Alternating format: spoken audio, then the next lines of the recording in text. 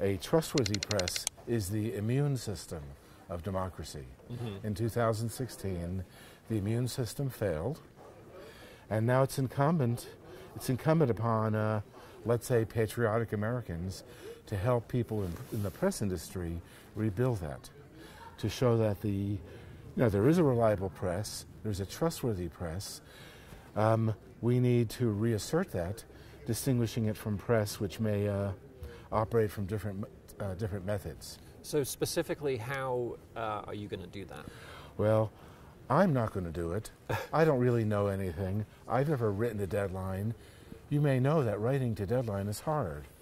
It's harder than it looks. So what I'm doing is finding the people and institutions who are doing good work, including figuring out how they can tell me as a news consumer that they're trustworthy.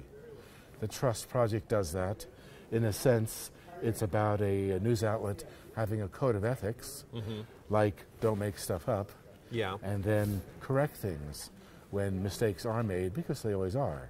Right. Then the International Fact-Checking Network and the Open Brand Safety people act as watchdogs to make sure that commitments are fulfilled. Okay. There's a number of other related groups who are devoted to figuring out what are the networks through which fake news travels. Yeah. And I mean, by fake news, I mean deliberately deceptive news. Right.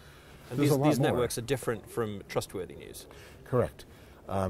People are tracking down the bot networks, for example, that are often run by state actors. Yeah.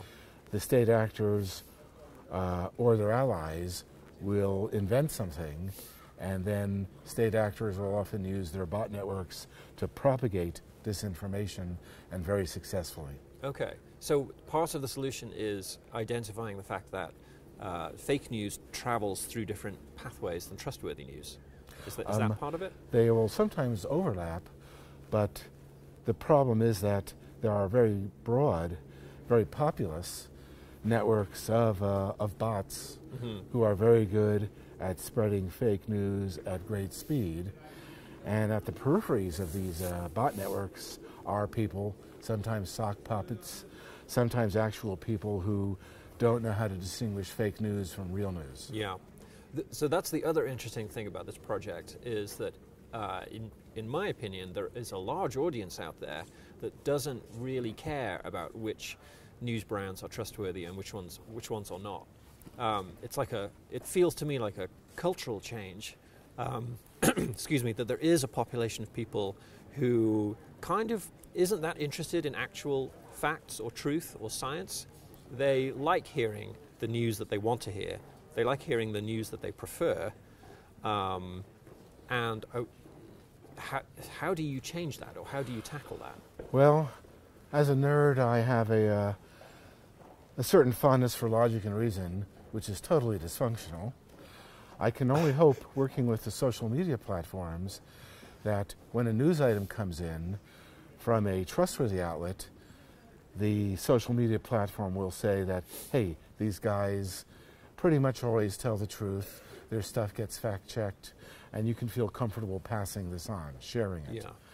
However, if a news item comes in from a news outlet which has a poor record for the truth, the platform may present the user with an item which says, hey, these guys make things up frequently, they don't fact check, they often pass on things directly from foreign state actor botnets, so you may not want to bother reading it, and you really don't want to pass it on to anyone else. That is one vision for the future, which I think is the evolving vision, but it does require the acts of people of goodwill to make this happen. I'm working with a great number of them here, from the US, UK, and throughout Europe and elsewhere.